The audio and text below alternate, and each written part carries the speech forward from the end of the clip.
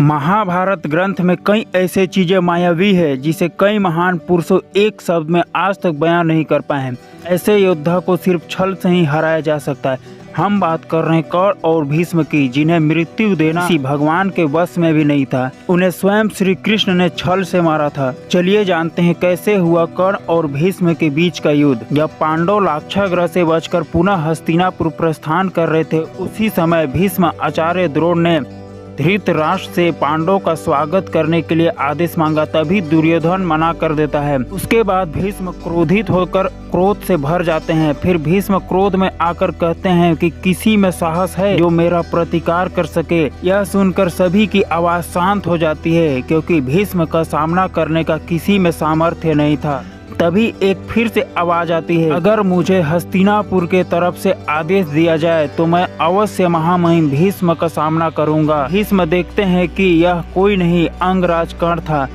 तभी भीष्म धृतराष्ट्र से कहते हैं, कर्ण को आप आदेश तो दीजिए, यह मुझसे युद्ध करेगा। तुम जानते हो जब भीष्म युद्ध करता है तो कितना भयानक होता है। तभी भीष्म धनुष निकालते हैं और धृतराष्ट्र कहते हैं, नहीं पितामह, ऐसा अन्याय मत करिए।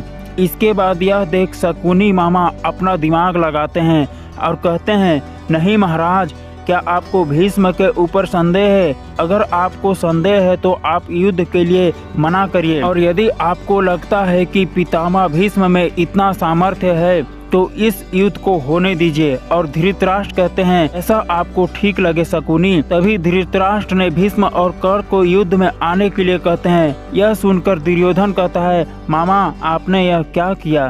तब मामा शकुनी कहते हैं, पुत्र दुर्योधन, तुमको पता नहीं है, आज ज्ञात हो जाएगा कि किसको अपनी पक्ष में रखना है और किसको नहीं। दुर्योधन कहता है, मामा श्री आप महान हैं। इसके बाद पितामह भीष्म और कर्ण युद्ध भूमि में प्रस्थान करते हैं। फिर क्या था, युद्ध शुरू हुआ और पहला तीर कर्ण चलाता है। भी भीष्म उसका बाण अपने हाथों से रोक लेते हैं। तो फिर भीष्म के द्वारा चलाया गया बाण को कर्ण दूर से ही अपने हाथों से रोक लेते हैं।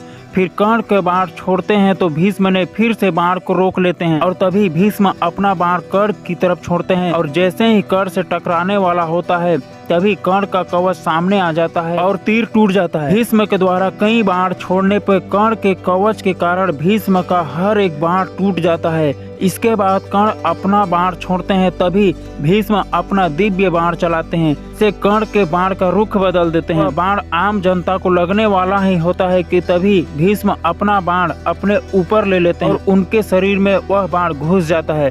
तभी कर्ण कहते हैं, महामहिम आप बीच में ही युद्ध छोड़ सकते हैं। भीष्म कहते हैं, अभी मैं इतना बूढ़ा नहीं हुआ हूँ कि युद्ध छोड़कर भाग जाऊं। तभी भीष्म ऐसा कहते हुए अपना दिव्यास्त्र आसमान में छोड़ते हैं और फिर आसमान से आगे के गोले कर्ण के ऊपर गिरता है। कर्ण अपना कवच से उस आग के गोले को रोक लेता है। धरती फटने लगती है। इस युद्ध के कारण साधारण आदमी को क्षति पहुँचता है।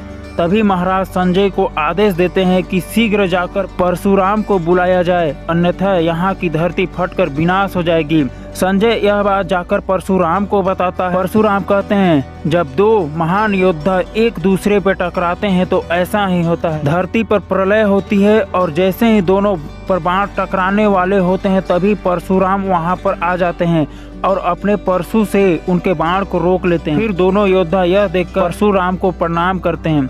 परशुराम कहते हैं, तुम यह क्या कर रहे हो? और परशुराम आज्ञा देते हुए कहते हैं, अपनी बल को कभी भी सीमा में प्रस्तुत नहीं करोगे तथा अपने किसी योद्धा पे नहीं करोगे। फिर अंगराज कर्ण और पितामह भीष्म अपने युद्ध रोक देते हैं। आशा है आपको वीडियो पसंद आई, एक लाइक जरूर कर दें। धन्यवाद।